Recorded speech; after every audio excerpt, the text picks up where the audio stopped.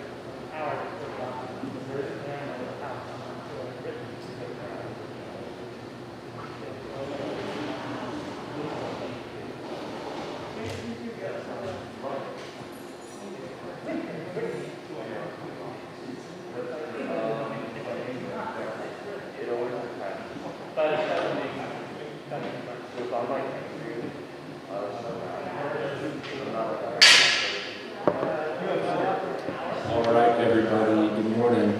Can you guys hear me okay? All good?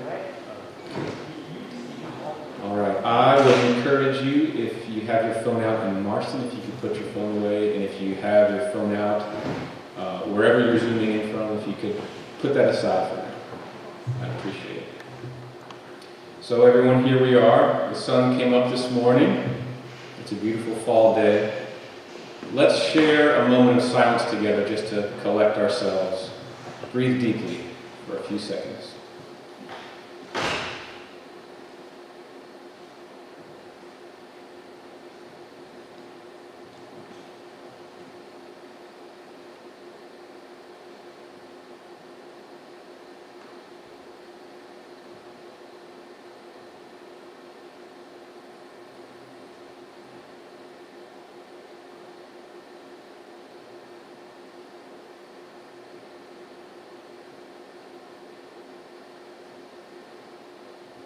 And a prayer to calm our hearts and minds. This is a prayer for peace and calm by John Greenleaf Whittier. Dear Lord of humankind, forgive our foolish ways. Reclothe us in our rightful mind. In purer lives thy service find. In deeper reverence, praise. Drop thy still dews of quietness till all our strivings cease. Take from our souls the strain and stress, and let our ordered lives confess the beauty of thy peace. Breathe through the heats of our desire, thy coolness and thy balm. Let sense be dumb, let flesh retire. Speak through the earthquake, wind, and fire, O still, small voice of calm. Amen. So, apart from the weather, we have a lot to be grateful for. The United States is the longest-running democracy in the world, almost 250 years old. And those who voted yesterday and in the days and weeks prior were able to do so in peace. This is no small feat. Election days in many countries do not always proceed in this fashion, but the democratic process seems to be humming along in the United States, much as it's done for many years, and that's a very good thing. Of course, the votes are being steadily counted as we speak, so anxiety is still high. My wife and I opted to skip the election analysis last night in favor of watching a movie. We considered watching Mamma Mia, a frivolous musical set in sun-soaked Italy, but ended up going with Contagion, a 2011 film about a virulent and deadly global pandemic. You know, to ease our minds. It was a bad choice. Mrs. Goodrich and I, like millions of Americans and billions of people around the world, eagerly await the election results that will be announced in the coming hours and days. It's at a time like this that we need to do just what we're doing now. Come together as a community. Take stock of the good things in our lives, perhaps consider our similarities, rather than our differences. We all love our friends and family. We appreciate and cherish the freedoms and the voice that living in a vibrant democracy affords us. We crave connection to others and meaning and purpose in our lives, do we not? And we all want to be treated with decency and care. If you're in one of my humanities classes, you know that I believe that the United States is so politically polarized today, in part because of larger forces outside of our control. For example, my classes have all watched the film The Social Dilemma, which outlines how the algorithms running our social media platforms often lead us down rabbit holes of fear, hatred, suspicion, and polarization. They are designed to keep you on the screen by any means necessary. And the technology is so sophisticated and nuanced that we are unaware that we're being manipulated in this way. In this pervasive fashion, division is something that's being done to us. Of course, we're also influenced by all the stories we've grown up with and are surrounded by currently, the deeply held opinions of our family members, the constant political drumbeat of many news outlets, and the casual banter of our friends. Due to our intensely social nature as human beings, these, what I call stories, and their impact on our thinking, are simply irresistible.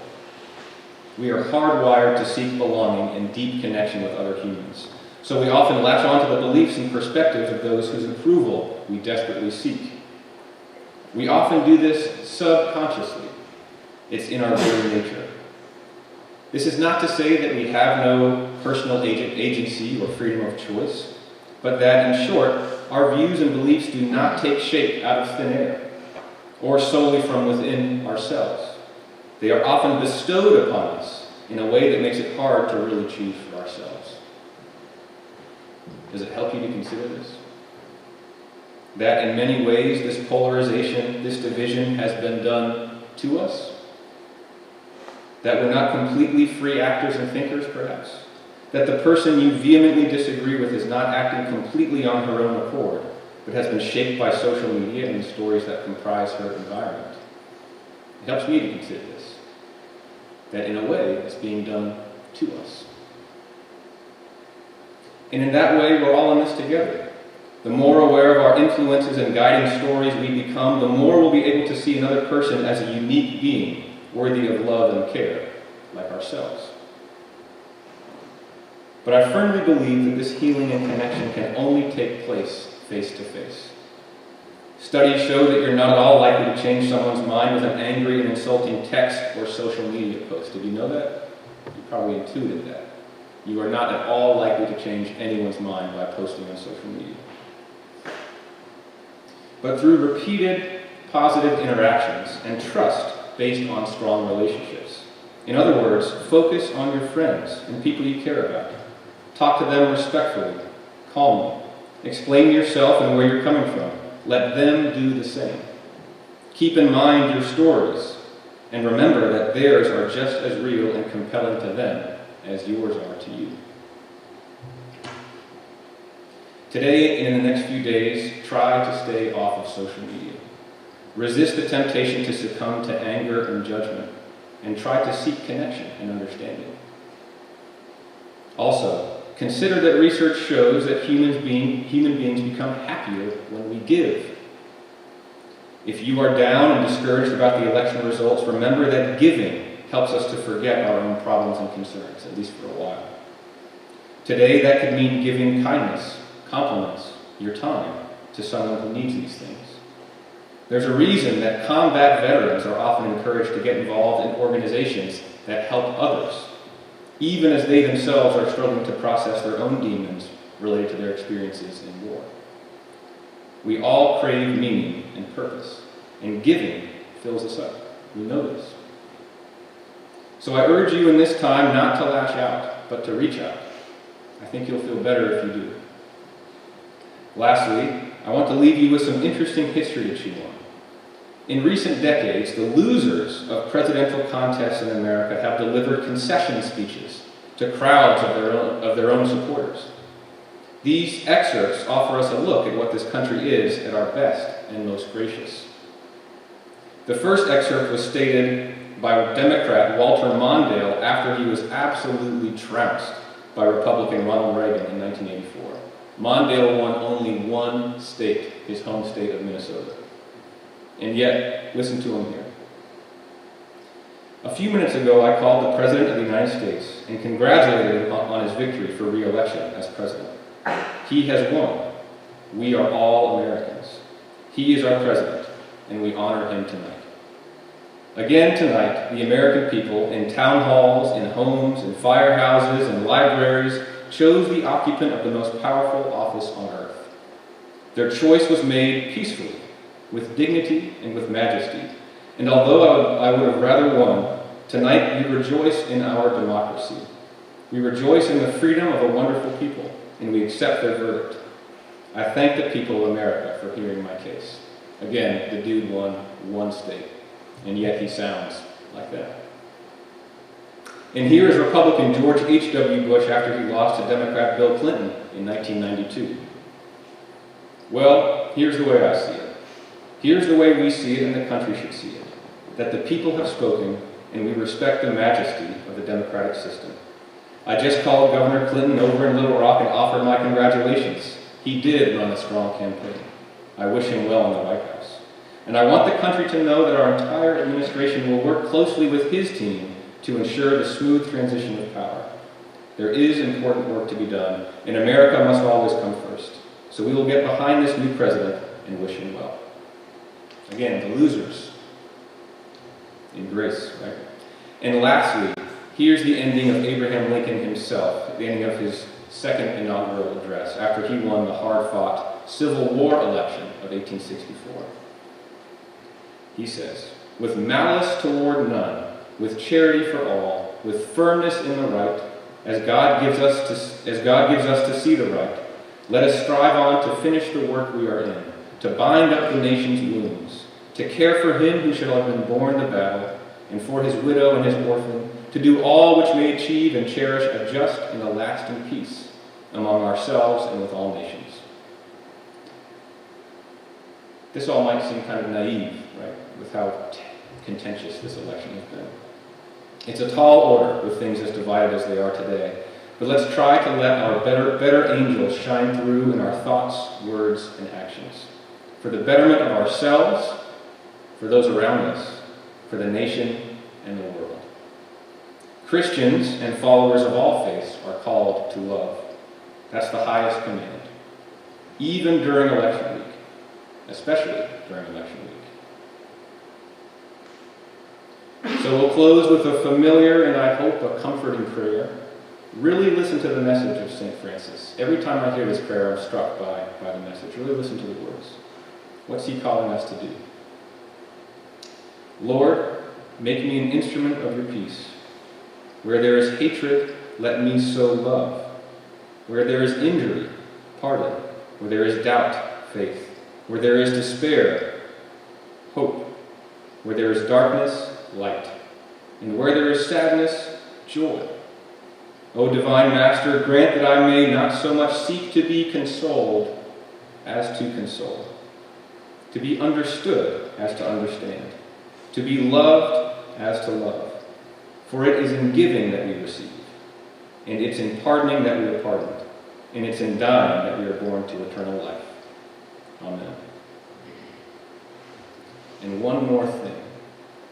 Haley Van Voorhees has been offered a spot on the Fitchburg State University football team, NCAA Division III. She joins,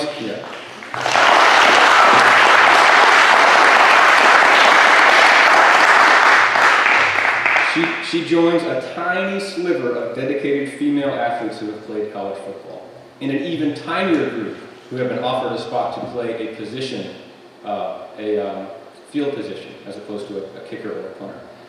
I know we've all seen how hard Haley's worked to get to this point. This is truly amazing and celebration worthy. So when you see her, congratulate her. It's pretty great. All right, that's all for me. So I guess you guys want to come up?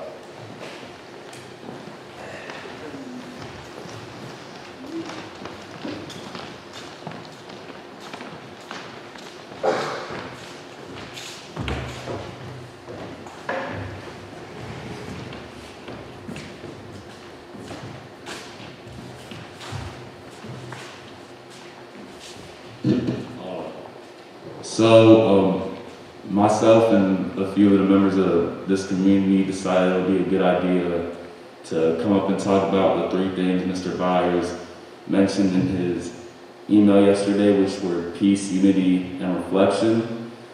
So I basically just came here to talk about how no matter who wins, please stay respectful of other people's ideas and how they think and their emotions going into this election. Don't be rash. Don't try to escalate any situations. Just please be a nice person and respect anybody and how they're feeling. So yeah.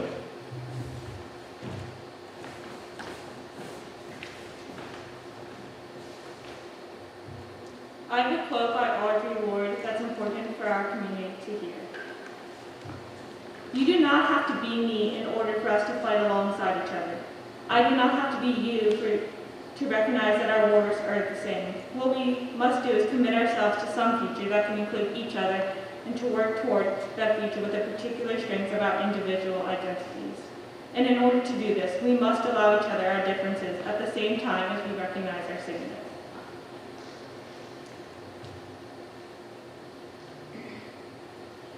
What Lorde talks about, we need to apply to our community. We need to embrace and stay true to our core values, especially kindness, respect, and acceptance when the external world is not.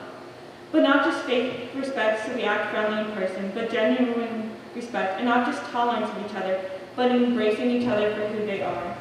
When we do this, when we rid the lingering prejudice, racism, sexism, and homophobia from our minds and our community, that we can truly be united. When we live true to our values, our differences can be fueled to make us a more dynamic community and not a division between us.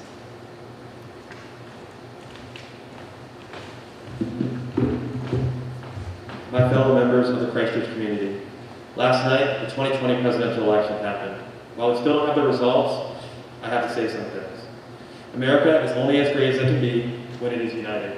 Christchurch itself is an extremely diverse community, with many of us being from the United States and around the globe. The diversity is our strength. It opens all our minds to new ideas, thoughts, religions, backgrounds, and more. This year has been divisive on both sides of the political aisle. Trust me, I've seen it. We have seen our friends, family members, and more lose relationships over political opinion. This should never be the case. As global citizens and Christchurch students, we must accept the fact that all of us come from extremely different backgrounds and experiences that tend to give us what Dr. Cassie would call our worldview. We must come out of this divisive election better than what we started with. We must not continue to alienate ourselves to believe that if someone's political opinion is that out of our own, that they are some sort of evil and awful person. Unless you are directly hurting someone, you should be able to hold whatever opinion you believe in. It is one of the positives of living in America. It is a positive to speak our mind and have formal discussions about politics or other issues that can be calm, collected, and without anger or getting out of control. It is my hope that as a Christchurch community, we will come out of this stronger than ever. We will view our friends that do not have similar political opinions not as evil, but as different, and that is a key to a free and open society. This is my hope for Christchurch. I'm counting on everyone, including myself, to hold ourselves to these standards. Let's be inclusive to any opinion we find that is not hurtful or harmful. Let's do this, Christchurch. I believe in us. Thank you.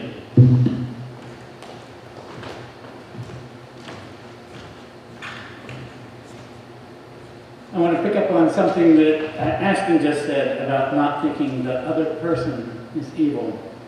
Today, as much as ever in the history of our country, we have to see the value in those who see things differently than we do. Because in the rest of the world, political divisions have consequences far more deadly than what we're seeing today, because people believe those who are different from them are evil. This is what led to a deadly civil war in Guatemala that killed more than 30,000 people. This is what led to a deadly civil conflict in Argentina and Chile, where people were disappeared, tortured, raped, and killed. And many people in those countries supported that because they believed they were in danger. Luckily, we are not at that point. We still have civil discourse. Ashton and I can still talk openly about politics without fear. Last week, I asked one of my Argentine friends about that period of time that he lived through. How can you live in a country where you know many of the citizens around you supported the government that did those horrible things? He has many friends who were tortured, raped, and killed. He himself was forced into exile. This is his answer to my question. You ask me how I can live in a country where I know many of the citizens around me supported that government? Believing in love, Chris. Even if it sounds idiotic. Believing in the good people that are also always around us. There are always good people. Working honestly, being participants in politics so that our children and grandchildren can live without cynicism. I believe in friendships. The ties of love and life are the only thing that matters. They are what is worth the most. They are what, at least for those of us living in the developing world, sustains us and gives us strength to keep confronting the evil of the world, exploitation, racism, fascism, and violence of all kinds. Is there anything better than idealism, love, peace, and friendship? Mempo was saved from torture and death by one telephone call. He was helped to escape into exile when the military government was searching for him. The man that saved Mempo was also the man who was most publicly opposed to his ideas, and who for years had been writing in opposition to everything that Mempo believed in. We need to turn to each other in our community with idealism, love, peace, and friendship, with our arms linked to create a better world for all of us.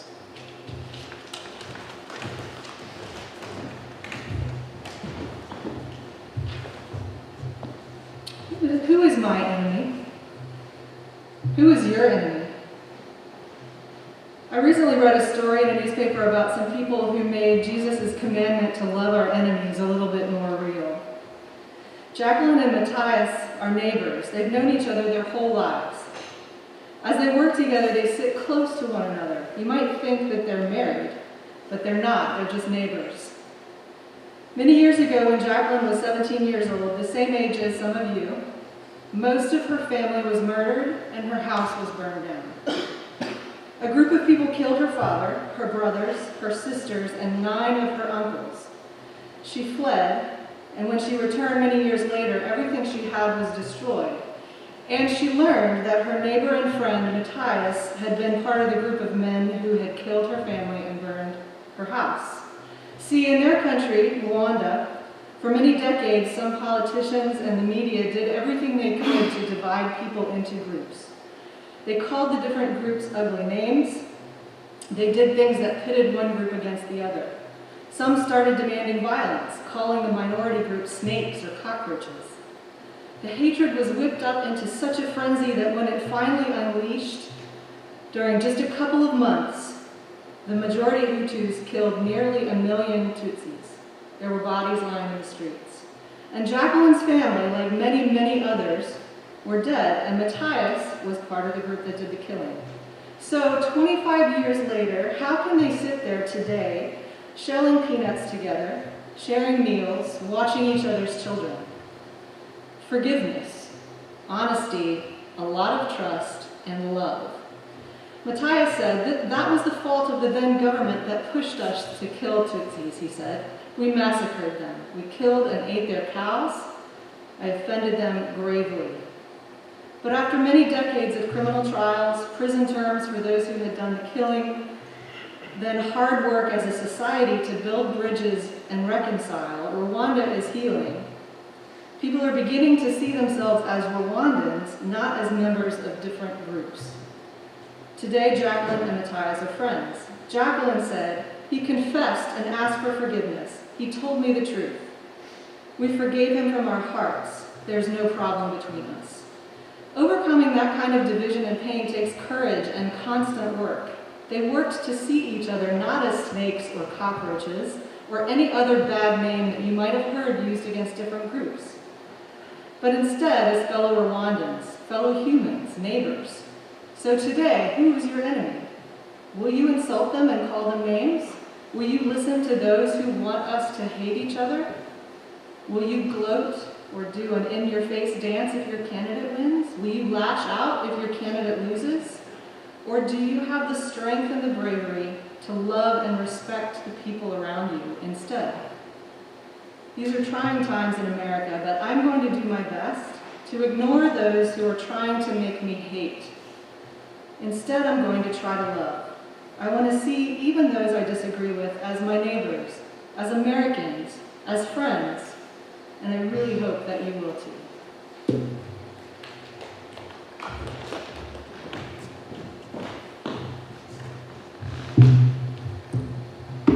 To change the subject just a little bit, I want to talk about COVID, how it has affected us, and let's look forward to life after.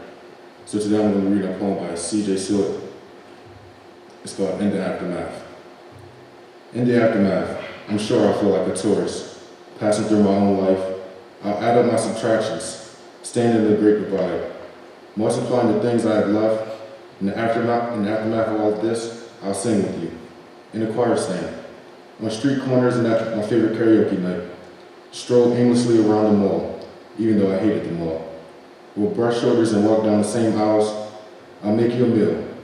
I'll never leave the party early without a really good excuse. And we'll dance, bump and grind, spin and dip. I'll give you a spoonful of my ice cream, let you try my beer, a fork full of my favorite dessert, pass homemade dishes around a full potluck dinner table. We'll have hugs so close and tight, the world will burst into giggles. I'll hold my friends' children, kiss the foreheads of my nieces and nephews. I'll bump your hand as we walk down the sidewalk. We'll hold hands without guilt. You won't have to look for the smile in my eyes above my mask. We'll get a window seat as we watch friends and lovers gather on lawns and in courtyards. I remember the things that brought me strength, the ways I gave and was given to, how I learned to pause and breathe in the day, how I made a feast of my feelings and served it up, poem after poem. Seeing myself both seed and tree, the world will see me in full color, Black and American, a resilient ancestry. We'll hold our leaders and officers accountable. We won't be so adjusted to injustice and allow suffering to speak. We will get to work and heal together. In the aftermath, I'll reach into my pocket for a letter from my past self that reads, I will be here for you, yes, always and forever.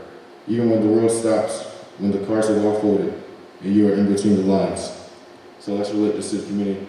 Once this whole COVID thing passes by, humanity will be restored, everything will go back to normal, and life will just be the same, you know. So let's just remember doing our little safety guidelines and, you know, everything we got. So thank you.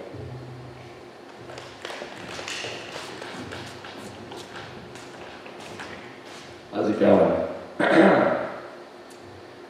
What I'm going to talk about is kind of different from what everyone was saying. I just wanted to talk about like stress and just anxiety during these times and what I do to kind of cope with that.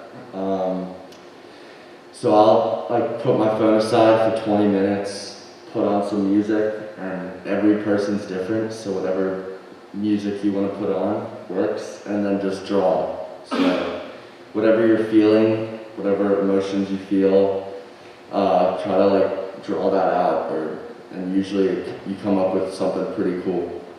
But it's a nice way to just forget about what's going on in the world and what's going on around you. Just 20 minutes and it's pretty good. I'd suggest something without any lyrics too. But yeah, if you guys want to do that, you can. Thank you.